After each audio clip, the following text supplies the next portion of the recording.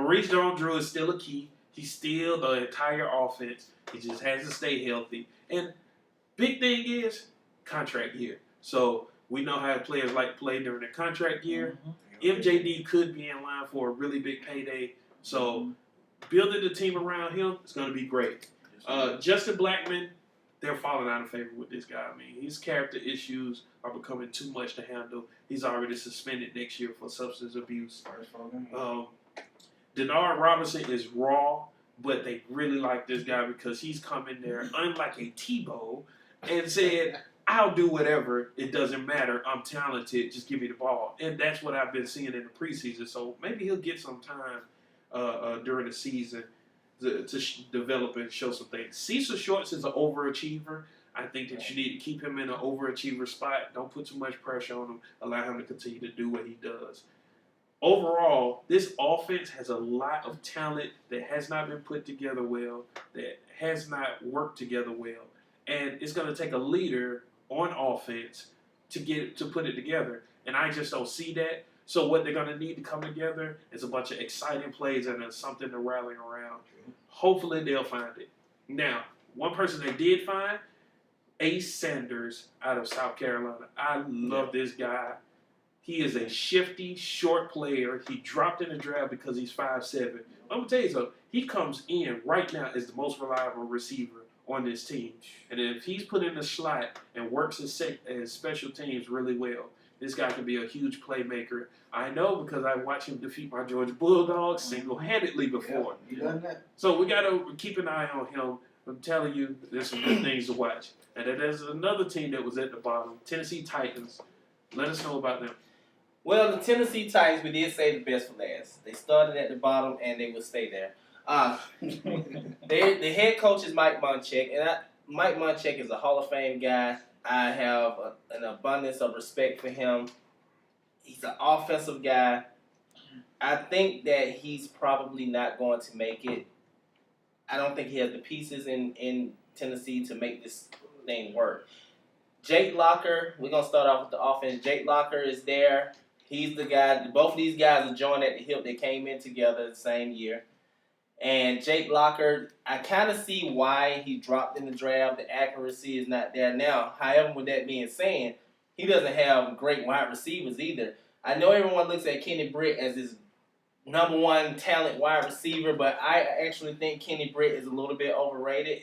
And Nate Robinson. I'm sorry. See, that's how relevant Nate Washington is. I don't even really want to talk about him. And the rest of the guys are not special either. Kenny Britt is a number 2 at best in my personal opinion, and I hope he proves me wrong. I really do.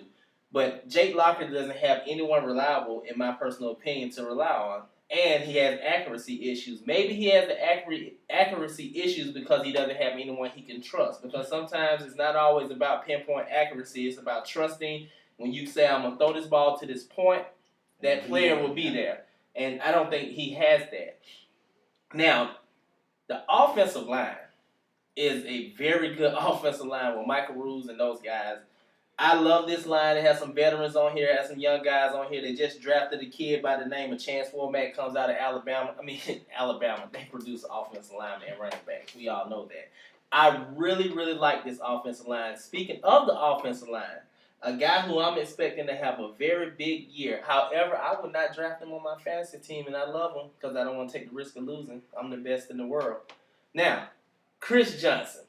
He is going to have a very good year. I know you don't like him for your fantasy breakups. Fantasy no. But he is poised for a very big year. He's highly upset that Adrian Peterson is getting a lot of recognition, and he feels that he did a lot of the things that AP has done first. Technically, he's actually true. It's actually true. It's factual. It's not an opinion. But I think that he's motivated. I think he's healthy. And I also like the fact that they have Sean Green as a change of pace back to give him breaks, keep him fresh.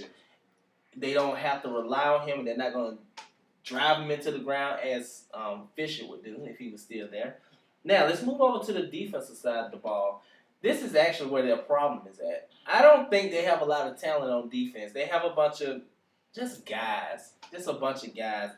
not really worth naming. I mean, they was at the bottom of the league last year. However, I do think that Greg Williams being there could help them because he's going to blitz. Let's hope he doesn't break an arm, ask for a broken leg, ask for a helmet to the forehead. I don't know, but Greg Williams, he's there as a kind of like a senior assistant liaison type guy to the defensive coordinator. So let's see what happens with Greg Williams being there. I don't know if he has enough talent to make this work, but I have to give the devil his due. As much as I don't really care for his coaching style, he's made it work wherever he's been.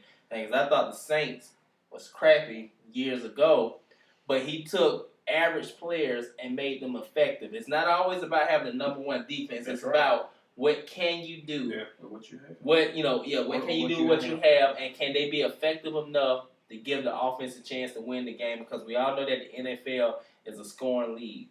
It's not all about defense anymore. My player to watch, C. Chris Johnson. He's my player to watch. I mean, he's had a couple down years. He's had injuries.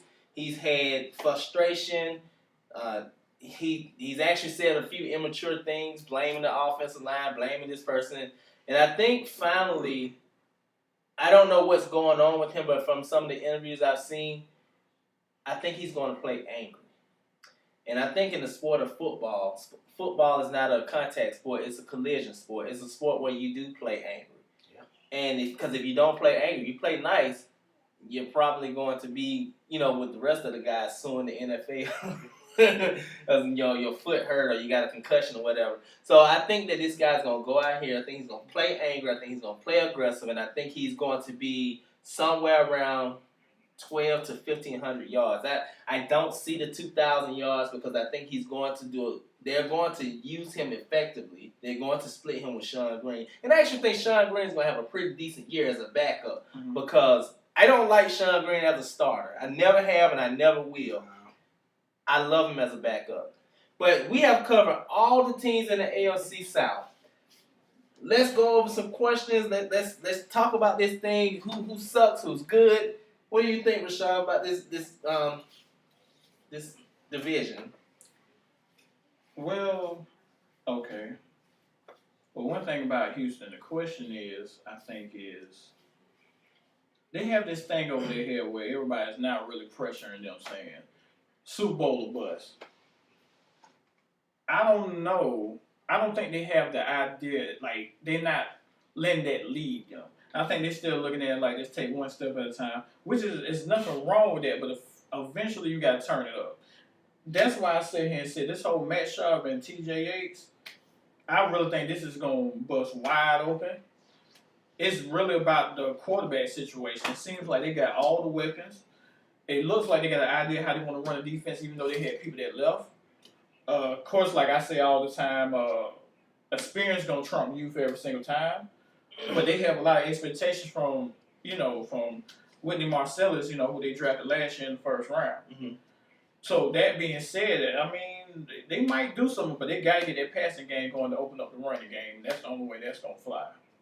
I actually kind of disagree with that because they use their running game to open up the passing game, which is why there's such a problem there with Shaw because he's not getting the passing game done, and he should.